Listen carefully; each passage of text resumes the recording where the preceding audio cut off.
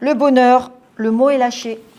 Alors, changement de décor, on est à la choule, le Shabbat, et il y a un jeune homme qui est là, qui prie Hachem, donne-moi la réussite, Hachem, donne-moi le bonheur, donne-moi l'amour. Le papy à côté lui fait Hé, petit, n'oublie pas de lui demander aussi la patience, tu vas en avoir besoin. C'est pas simple d'atteindre le bonheur, surtout que votre histoire ne commence pas à votre naissance. Vous êtes bien plus vieux que vous ne le pensez. Vous êtes le résultat d'une très longue lignée de générations. Et si je vous disais que les traumatismes, les rêves, les échecs, les regrets, les chagrins de vos parents et de vos grands-parents vivent encore en vous et vous animent, vous influencent votre inconscient, influencent vos actes, pèsent sur votre vie et sur la construction de votre bonheur?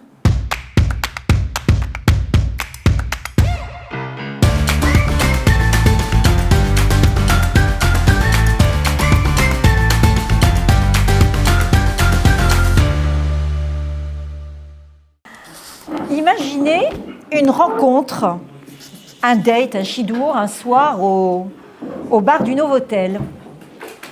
Alors Sarah et David se rencontrent pour la première fois et peut-être la dernière. Alors David voit arriver Sarah et se sent déjà très mal à l'aise. Elle est jolie, mais elle arrive toute habillée de noir de la tête aux pieds et les cheveux en arrière. David n'en est pas conscient, mais en réalité, il est mal à l'aise parce que son père, à lui, a toujours considéré que les habits noirs étaient des habits de deuil. Et l'apparence de Sarah le dérange. Et puis surtout, il a les cheveux en arrière. Il se souvient de sa mère qui dit toujours à ses sœurs, les filles, lâchez vos cheveux. La chevelure, c'est la féminité, vous aurez le temps de les ramasser quand vous serez mariés. Non, l'inconscient de David est vraiment mal à l'aise. Mais il y a Sarah qui arrive, mais du côté de Sarah, c'est pas mieux, parce que David attend Sarah, mais il l'attend dans une attitude que lui trouve très classe, très, très chic. C'est-à-dire, je vous décris, d'une main, il a un verre à whisky, rempli de whisky, et de l'autre main, il a une cigarette, et puis un sourire, et puis bien sûr, les deux boutons de la chemise déboutonnés, tout content. Ok. Le problème, c'est que Sarah, sa mère lui a toujours dit chez nous, on ne boit pas et on ne fume pas. C'est pour les voyous. Alors bon, son inconscient aussi est un peu mal à l'aise. Alors on va dire que ça commence mal. En fait, ça signifie que dès le premier regard échangé, les inconscients respectifs familiaux des deux se scannent mutuellement et envoient des mauvais signaux, en fait, aux inconscients de l'un et de l'autre. Mais la conversation qui va suivre ne va pas les sauver. David trouve que Sarah a de jolies mains, mais au lieu de se taire ou de la complimenter gentiment, il va user de lourdeurs que son père utilise avec sa mère depuis 30 ans, c'est-à-dire qu'il va lui dire « Oh, tu as de belles mains pour me faire le couscous !» Sarah va se crisper un peu, mais bon, comme elle est polie, elle va sourire. Mais bon, David, on ne peut pas l'arrêter, il est sur sa lancée, il ne comprend pas trop pourquoi elle ne rit pas. Et il va lui dire « Ah, tu ris pas? Tu ne serais pas un peu constipé ?» Ce qui n'arrange pas les choses. Donc, le reste du rendez-vous va se passer avec une Sarah en mode princesse. Je te snob, je ne te parle pas. Qu'est-ce que je fais avec ce sauvage? Vivement que l'heure passe. Et David, il va être addict à son téléphone pour meubler les blancs de la conversation. Au bout de 2 heures, ils vont se quitter. Ils vont se dire au revoir, à bientôt, mais ils savent très bien qu'ils ne se reverront pas. Alors, qu'est-ce qui s'est exactement passé? Eh bien, ce soir-là, en réalité, ce n'était ni David ni Sarah. C'était 2 esprits, 2 inconscients face à face, 2 résultantes de 2 modes d'éducation différentes qui se trouvaient, 2 histoires familiales, 2 transmissions d'héritage, ce que l'on appelle la psychogénéalogie, c'est-à-dire la psychologie de la généalogie, face à face, 2 croyances, valeurs contre valeurs, clan contre clan. En gros, c'était les marionnettes de Sarah et de David à la recherche de l'illusion du bonheur. Le bonheur, le mot est lâché. Alors, changement de décor, on est à la choule, le Shabbat, et il y a un jeune homme qui est là, qui prie Hachem, donne-moi la réussite, Hachem, donne-moi le bonheur, donne-moi l'amour. Le papy à côté lui fait Hé, petit, n'oublie pas de lui demander aussi la patience, tu vas en avoir besoin. C'est pas simple d'atteindre le bonheur, surtout que votre histoire ne commence pas à votre naissance. Vous êtes bien plus vieux que vous ne le pensez. Vous êtes le résultat d'une très longue lignée de générations. Et si je vous disais que les traumatismes, les rêves, les échecs, les regrets, les chagrins de vos parents et de vos grands-parents vivent encore en vous et vous animent, vous influencent votre inconscient, influencent vos actes, pèsent sur votre vie et sur la construction de votre bonheur, de quoi s'agit-il ? En fait, votre vie est influencée malgré vous par des mémoires héritées. Il existe des liens transgénérationnels, des espèces de fils invisibles qui vous relient aux inconscients de vos parents, aux inconscients de vos grands-parents, à des mémoires familiales et qui vous transmettent en fait des blessures non résolues, non oubliées, même si elles ne sont jamais verbalisées. Exemple de transmission classique, la dépendance affective et la façon d'aimer. Par exemple, une jeune fille va être atteinte de dépendance affective chronique à chaque fois qu'elle va rencontrer quelqu'un. En fait, à chaque fois qu'elle tombe amoureuse, elle ne tombe pas amoureuse, elle tombe en esclavage affectif. Où c'est qu'il est ? Qu'est-ce qu'il fait ? Pourquoi il ne m'a pas appelé ? Je ne comprends pas, ça fait 2 heures, il n'est pas là. En fait, elle se transforme en peau de glu, en peau de jalousie, en peau de possessivité. En réalité, ce comportement ne lui appartient pas. En réalité, si elle se penchait un peu sur son histoire familiale, elle s'apercevrait que sa grand-mère avait souffert, avant de rencontrer son grand-père, de plusieurs abandons successifs, et avait développé en fait une façon craintive et pathologique d'aimer qu'elle a transmis ensuite à ses enfants, qui l'ont transmis ensuite aux petits-enfants. Et cette petite fille, en fait, souffre d'une pathologie qui n'est pas à elle, au risque de bousiller elle-même son propre bonheur. En fait, ce que j'essaie de vous dire, c'est qu'on vous transmet involontairement des blessures. On vous transmet des blessures, pourquoi ? Par amour. C'est bête, mais c'est par amour que les parents se sacrifient pour que vous réussissiez là où ils n'ont pas réussi. C'est par amour qu'ils se tuent pour que vous réussissiez là où eux ont échoué, pour que vous puissiez aller jusqu'au bout de rêves que eux n'ont pas accomplis. Et c'est par amour aussi que vous êtes en train de vous tuer pour un examen qui, franchement, entre nous, s'il s'agissait que de vous, ça fait longtemps que vous auriez laissé tomber. Alors en fait, ça veut dire encore que le bonheur, vous allez le trouver comment dans tout ça ? Autre exemple de ce qu'on appelle les fantômes familiaux invisibles. Un jeune homme, un radin, mais un radin pathologique. Ça lui crée d'énormes problèmes, déjà avec les jeunes filles, aussi avec les amis, parce que quand il s'agit de partager, il n'y a jamais personne. Et puis, surtout, il est addict aux jeux de cartes, aux jeux en ligne, au casino, au poker, n'en parlons pas. En réalité, son addiction, en fait, est la traduction d'une souffrance familiale. Il ne le sait pas, mais son grand-père, à l'époque, en Algérie, avait été spolié de tous ses biens parce qu'il était juif et riche.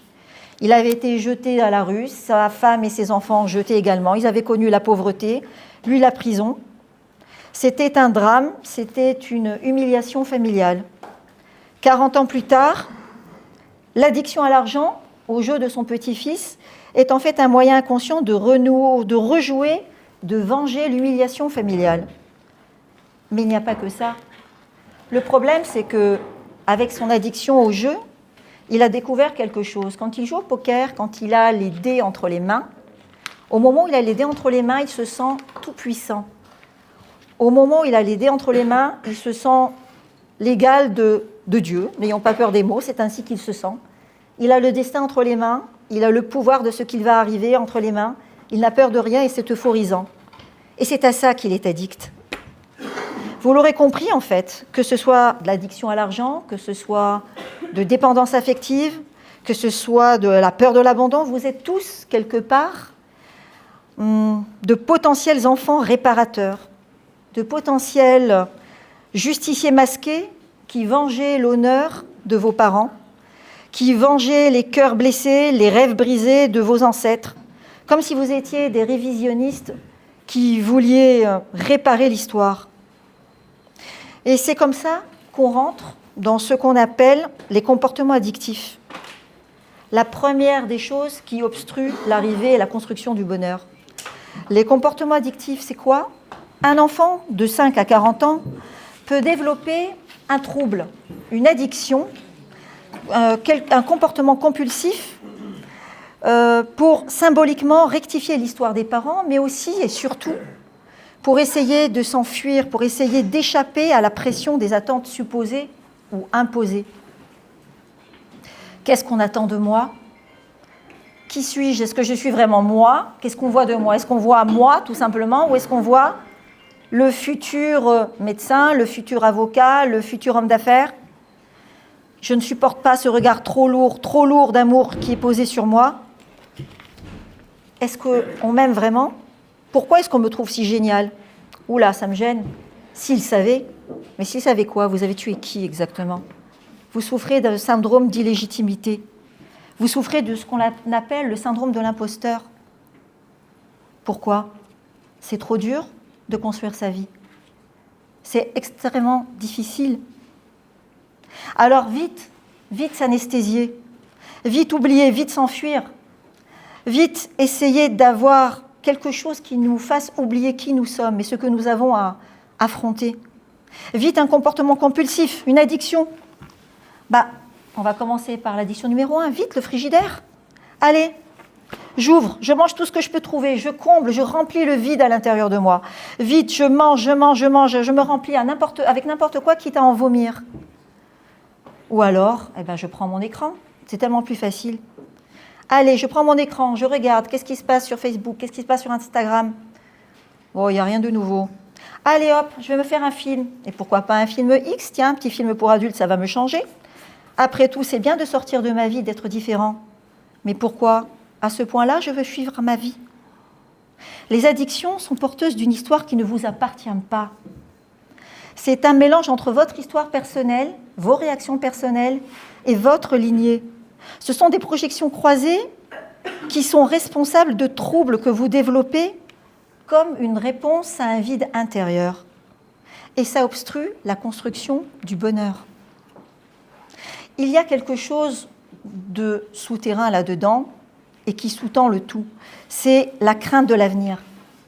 La peur, la crainte de l'avenir, la peur de l'échec est à la base de toutes les souffrances et de tous les comportements compulsifs et addictifs.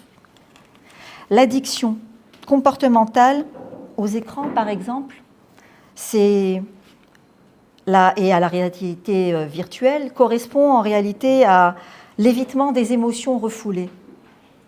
Qu'est-ce que vous cherchez à fuir? À quelle émotion voulez-vous échapper? À quoi ne voulez-vous pas réfléchir? Il y a l'addiction à l'alcool aussi. Je veux noyer ma tristesse. De toute façon, c'est foutu. Ils croient que je vais réussir, mais je suis nulle. Moi, je sais que c'est raté.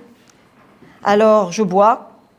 Ou alors, tiens, un peu de cannabis, tiens, pour tout oublier, pour m'anesthésier, pour noyer, pour envoyer en fumée toute cette tristesse, toute cette loose.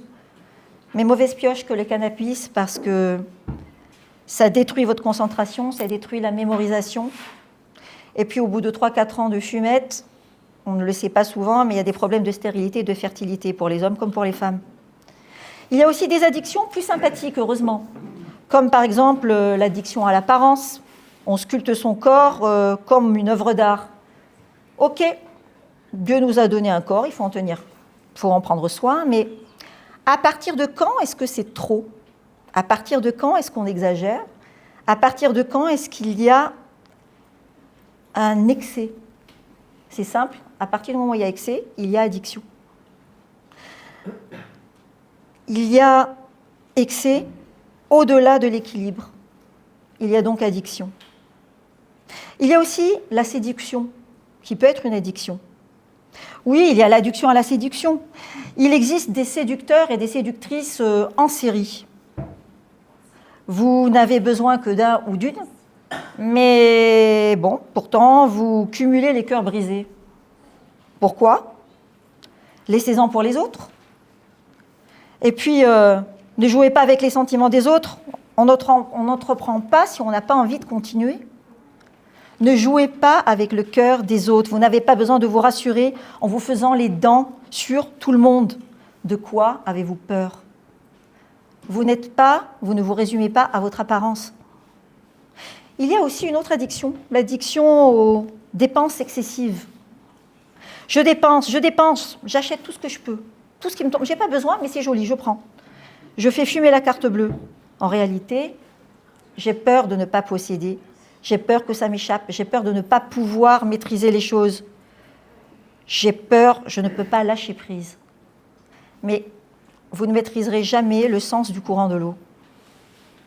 Tous ces comportements bloquent la construction du bonheur. Ces comportements témoignent d'un psychisme en désordre, d'un psychisme en manque de sérénité. Ce sont des pulsions qui ont été héritées, des blessures intérieures, mais ça témoigne aussi de quelque chose de plus grave, des failles dans votre estime de vous-même. Ne croyez pas, personne n'échappe aux addictions. Tout le monde a un comportement addictif à un degré plus ou moins sérieux. Parce qu'il y a aussi l'addiction aux sorties, l'addiction à l'oubli de soi dans le groupe des copains et des copines. Je dissous mes projets de vie dans les projets de vie des copains. C'est tellement mieux. La fuite, l'oubli, l'anesthésie.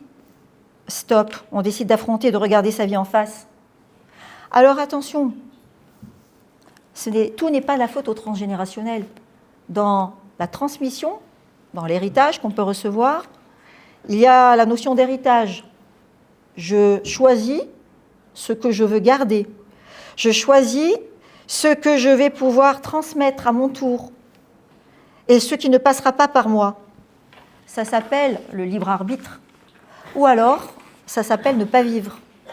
Ou alors, ça s'appelle se laisser porter par les vagues de la vie. Et ça n'est en aucun cas construire sa vie. Il y a la vie et il y a ta vie. Mais ne vous plaignez pas de votre héritage. Ne vous plaignez pas que la pression est trop lourde. Ne vous plaignez pas que votre transmission est pesante. Il est précieux cet héritage. Ce qu'on vous transmet, cet héritage familial, culturel, cultuel, c'est aussi précieux qu'un Sefer Torah. Un Sefer Torah, c'est lourd à porter pour ceux qui s'y sont frottés. Bien sûr, c'est lourd, mais c'est précieux. On est content de porter un Sefer Torah, mais malheur à celui qui voudrait, en le portant, s'appuyer sur une chaise bancale. La chute est assurée. Alors ne vous appuyez pas sur des addictions bancales sous prétexte qu'elles sont anesthésiantes. Vivre une vie sans jamais rencontrer sa propre identité, parce que vous avez une identité à construire, est un grand malheur. Vivre une vie sans jamais rencontrer son âme est la pire et la plus grande de toutes les trahisons que vous puissiez vous infliger à vous-même. Mais changement de décor, imaginez-vous sur la terre d'Israël, il y a 2025 ans de cela, vous êtes au bord d'un fleuve ou d'une rivière, et à côté de vous est assis Hillel l'Ancien, Hillel Azaken, le binôme, le meilleur ami et ennemi de Shammai. Et qu'est-ce que vous voyez tout d'un coup dans l'onde de la rivière flotter? Et oui, vous l'avez deviné, vous voyez flotter un crâne.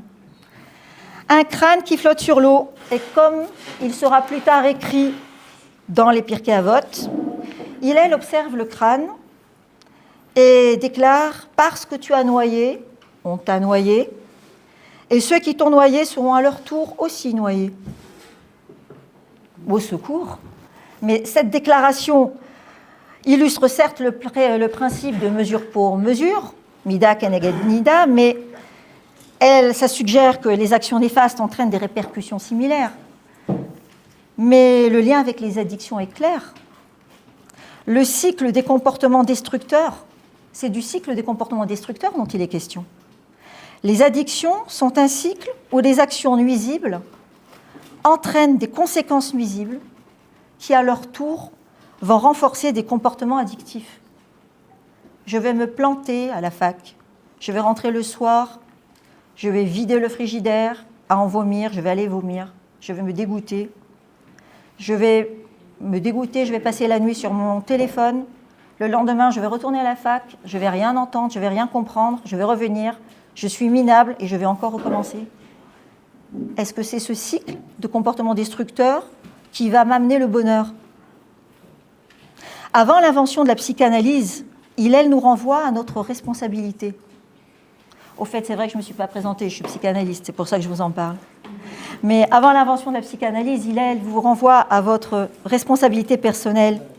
Il reconnaît que nos actions ont des conséquences. Ça nous encourage à une prise de conscience. Et puisque nous parlons de psychanalyse avant l'heure, parlons du premier psychanalyste de notre histoire, le grand spécialiste des rêves, c'est-à-dire Joseph. C'est de notre histoire, parce que Freud aussi fait partie de notre histoire, mais bien plus tard. Joseph, vous vous souvenez de ce passage où Joseph est tiré de prison en urgence parce que Pharaon a des rêves à décrypter. Vite, vite, sors de là, vite, on te sort de là, Pharaon a besoin de toi.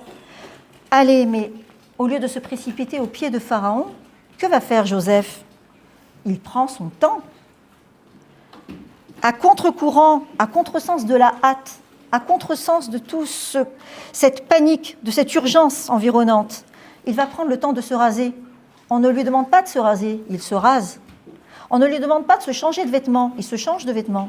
Bien sûr, c'est normal quand on va voir un officiel de se changer, mais on aurait pu se dire, on te tire en urgence, Pharaon est pressé, dépêche-toi. Non. Il va prendre son temps, il va prendre le temps de vivre au présent. Il va s'offrir une bulle. Il va vivre le présent dans toute sa puissance et dans toute sa signification d'avenir, de construction d'avenir. Il va s'enlever son allure de prisonnier, c'est-à-dire sa peau d'hier, pour se préparer à son statut d'homme libre, c'est-à-dire de demain. C'est ce que vous devez faire en fait avec vos addictions. Prendre le temps, c'est une préparation intérieure comme extérieure face à un nouvel être, face à un nouvel état d'humanité. Transformation personnelle, surmonter une situation qui nous domine, qui nous englue, regarder vers la construction d'une vie sereine, regarder vers son bonheur. C'est un travail de tous les instants, mais c'est un travail mental. C'est trier ce qui est idée extérieure, diktat extérieur, pensée de l'extérieur, qui nous plombe. Tu dois réussir, tu n'es pas à la hauteur, tu n'es pas assez belle, tu es trop maigre, tu es trop grosse, tu as trop de cheveux. En tout cas, les pensées et l'authenticité intérieure, vous les oubliez. Pourquoi? C'est votre authenticité qui fait votre véracité et votre force. Il faut apprendre à ne pas céder au tsunami des diktats extérieurs. Ils abattent votre mental, votre équilibre. Ça suppose, bien sûr, rééquilibrer vos pulsions. Ça suppose, bien sûr, affronter une nouvelle phase dans votre vie et avoir ce courage. Dites-vous bien que le comportement addictif, quel qu'il soit, c'est une tentative inconsciente de combler un vide existentiel. C'est un remplissage. Et ce remplissage vous éloigne de votre essence, vous prive de votre vie authentique. Si ta vie n'a pas de sens, c'est que tu ne vis pas l'essentiel. Et avant d'oser prétendre au bonheur, prépare-lui une place. Fais le ménage dans ton mental. Pour trouver le bonheur, il faut d'abord s'assurer d'avoir une estime de soi solide. Mais l'estime de soi, comme nous l'avons vu, est souvent affaiblie par des transmissions familiales pleines d'amour, mais parfois dysfonctionnelles et qui provoquent des comportements addictifs qui sont en réalité des comportements de fuite. Il faut donc un processus d'autodécouverte, c'est-à-dire comprendre ce qui alimente vos comportements addictifs. Il faut se concentrer sur soi-même, ne pas se perdre dans la foule de bruit, dans la foule des informations, dans la foule des comparaisons. Cessez de vous comparer. Lorsque vous cessez de répondre aux attentes imposées du monde extérieur, vous trouvez une place plus paisible dans votre monde mental. Vous devenez plus sensible, vous devenez plus analytique, vous devenez indestructible. Il y a un mot, Hitbo des doutes. La Torah connaît tout ça. C'est un processus de redémarrage mental. C'est quoi? Le silence, la paix, prendre le temps de méditer sur ta vie, dans le silence de la vie.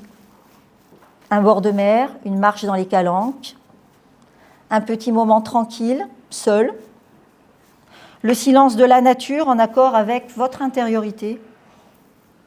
Vous ressourcez, vous recentrez, clarifiez vos émotions, vos sentiments, vos désirs, vos peurs.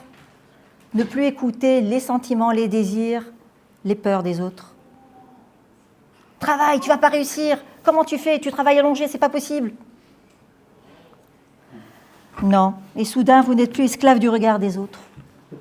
Soudain, vous vous apercevez que vous souffrez de l'inconfort devant votre propre vie. C'est étrange. Vous souffrez de l'inconfort de vos choix quotidiens. Vos choix quotidiens vous empêchent d'être heureux. Et vous décidez alors de vous réapproprier votre histoire. Comment? En commençant tout simplement par chercher en dessous de la surface des choses. Et qu'est-ce que vous trouvez? Une fois de plus, le même fantôme familial, le même fantôme invisible, la peur de l'avenir, la peur d'échouer, obstacle absolu au bonheur. La peur de l'échec conduit à des comportements répétitifs autodestructeurs, tels que la procrastination, la dépendance affective, s'accrocher à quelqu'un qui ne nous convient absolument pas, mais à qui on s'agrippe comme au radeau de la méduse, comme si jamais personne d'autre ne pourrait vous aimer. C'est le poids des blessures transgénérationnelles qui fait que vous avez une quête d'amour qui n'a pas de fin. L'injonction de la réussite, avec en plus, en tant que juif, l'injonction de s'intégrer sans se désintégrer. Intègre-toi, mais ne te désintègre pas, ne perds pas tes valeurs, ne perds pas tes racines. Il y a l'injonction aussi de prendre racine en sachant que vous risquez d'être déraciné. Prends racine en France, mais je ne te garantis pas que dans 10 ans, tu seras encore là. Il y a aussi l'injonction de réussir à tout prix, en sachant que, justement, pour votre réussite, en tant que juif, vous serez détesté et jalousé. Alors, tout ça, c'est une énorme pression, c'est indéniable. Mais juste n'oubliez pas, vous n'avez rien à prouver à personne. Vous n'avez rien à prouver. On vous aime pour ce que vous êtes. On vous aime pour ce que vous êtes et non pas pour ce que vous ferez, et encore moins pour ce que vous ne ferez pas. On ne voit pas en vous un potentiel virtuel, on voit ce que vous êtes capable, ce que vous seriez capable de faire, mais on vous voit vous. On sait que vous vous débattez. Vos parents se sont débattus aussi, et leurs parents avant, vous également. Mais c'est bientôt fini. Vous êtes à la tranche d'âge où vous êtes dans le combat. Vous avez passé le pire. Avec tout ce que vous avez passé, vous croyez vraiment que vous n'êtes pas d'attaque pour affronter ce qui reste? Moi, je crois en vous sans problème.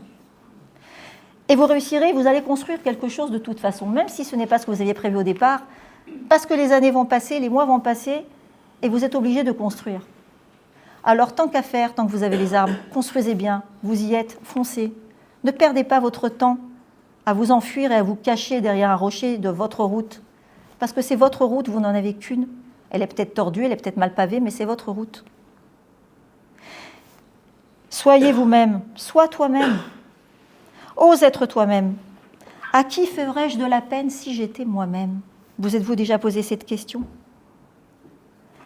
C'est le secret du bonheur. Construis ta vie avec ta propre passion, tes propres désirs, tes propres rêves. Arrête de construire une maison sur le terrain de quelqu'un d'autre. Cette maison ne sera jamais la tienne. Le bonheur ne réside pas dans l'évitement des angoisses, elles te rattraperont. Affronte ta vie. Connecte-toi à ton moi futur. Tu es lumineuse, tu es lumineux. Ne te déconnecte plus de toi-même. Jacob, sur sa route, va retourner en arrière, en pleine obscurité, pour rechercher quoi? Des fioles. Des fioles auxquelles il tient énormément, c'est quelque chose qui lui appartient vraiment. Mais il va y avoir un combat terrible. L'ange d'Ésav, dit-on, va l'attaquer toute la nuit. Il va en ressortir blessé à la hanche. Il y aura cette marque, en fait, cette marque invisible d'un combat terrible. D'après les rabbinim, c'est un combat contre soi-même. L'ange d'Ésav représentait toute la part obscure de Jacob. Jacob aussi, c'est vous. Vous combattez contre votre obscurité intérieure. Des comportements compulsifs, les addictions sont des symboles de blessure et d'obscurité intérieure. C'est une fuite. Jacob n'a pas fui. Il a combattu. Il est ressorti blessé, mais c'est son identité. Il s'est appelé ensuite Israël. Observe-toi. Peut-être es-tu en mal-être psychique. Peut-être as-tu des besoins non satisfaits. Peut-être es-tu en quête de reconnaissance. Peut-être es-tu en quête d'amour. Mais alors là, si c'est en quête d'amour, c'est pas compliqué. En ce moment, la moitié de la planète est à la recherche de l'autre moitié. Donc patience. Il ou elle va vous trouver. Sachez simplement que les comportements addictifs procurent l'oubli. Ils te procurent l'illusion du bonheur. Grâce à quoi? Grâce à des bienfaits immédiats et illusoires. La boulimie, les achats compulsifs, la dépendance affective, la réalité et les images virtuelles, le smartphone, la cigarette, quand ce n'est pas le cannabis. Ce sont des addictions hors du réel, des addictions hors de ta réalité. Elles te procurent un soulagement temporaire, mais qui te retarde dans ton accomplissement.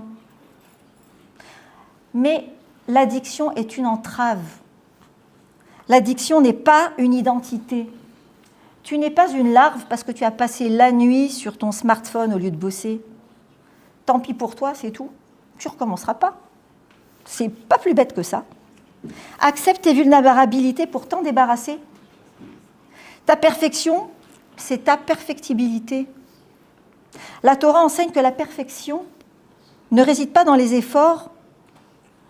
Qu'est-ce que je raconte ? La Torah enseigne que la perfection réside dans les efforts et non pas dans le manque de réussite. Tu as le droit d'échouer. Cette fois, le sage tombe et cette fois, il se relève et il écrit. Il n'a pas peur de l'échec. Par contre, c'est un exemple d'effort.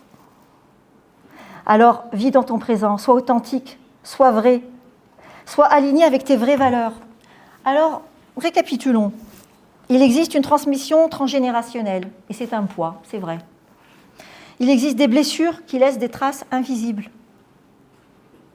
Des traces invisibles dans ton inconscient, dans ta façon de vivre. Mais bon, Yaakov aussi boitait. Tu es malgré toi prisonnier de loyauté invisible vis-à-vis de ta famille, vis-à-vis de ton peuple. Elle te pèse peut-être aujourd'hui, mais ça sera ton Sefer Torah, et ça sera toujours ton Sefer Torah. Tu es porteuse, tu es porteur de mémoire, et tu portes les non-dits, tu portes les angoisses, tu portes les tristesses, les espoirs de tes parents, de tes grands-parents, de tes ancêtres, de tout ton peuple. Tu incarnes des fantômes familiaux. Tout ça te rend vulnérable. Tout ça te fait douter de tes choix, te fait douter de ta propre valeur. Est-ce une raison pour plonger ? Il y a une quête d'amour en toi, il y a un vide émotionnel en toi. Tu cherches à combler tout ça de façon illusoire et immédiate grâce au comportement compulsif. Ce sont tes mauvaises fréquentations secrètes. Mais se gaver à en vomir, dépenser jusqu'à en faire fumer la carte bleue, passer une nuit blanche sur Instagram, ça ne suffit pas, ça ne te rassasie pas face à la pression pour réussir matériellement ta vie, spirituellement ta vie, intellectuellement ta vie, socialement. Parce que tu es, penses-tu, condamné à la perfection. On y revient. Ta perfection, c'est ton authenticité. Tu seras parfait quand tu seras authentique, quand tu seras vraiment toi. C'est tout ce qu'on te demande. Comment éviter une confrontation avec tes peurs? Comment trouver l'apaisement? Comment trouver l'oubli? Comment éviter la fuite? Comment éviter l'anesthésie? Pour te libérer, pour se libérer, il faut faire tout simplement comme Joseph, prendre le temps de quitter son état de prisonnier de la vie pour construire votre vie. Il va falloir identifier et démêler vos attentes, vos peurs, et qu'est-ce qui est la vie, et qu'est-ce qui est votre vie que vous visez. Il va falloir exprimer vos propres besoins, oser être vous-même, vous reconnecter avec votre essence spirituelle et personnelle. Parle à Dieu, qu'est-ce que tu risques? Et s'il existait? Et s'il t'écoutait? Et s'il t'exauçait? Qu'est-ce que tu risques? Il faut savoir qu'on peut être intellectuellement opérationnel, on peut être spirituellement pratiquant, mais émotionnellement déconnecté de soi-même. Spirituellement pratiquant, mais émotionnellement déconnecté de soi-même, ça veut dire voie impossible pour le bonheur. Il va falloir apprendre l'indépendance émotionnelle, arrêter d'avoir peur d'être seul, se renforcer. C'est ainsi que vous attirerez la lumière. Il va falloir accepter l'imperfection. Ce n'est pas la perfection qui compte, mais l'authenticité. Il va falloir redéfinir la réussite. Quels sont tes critères de réussite? Il va falloir redéfinir tes objectifs personnels.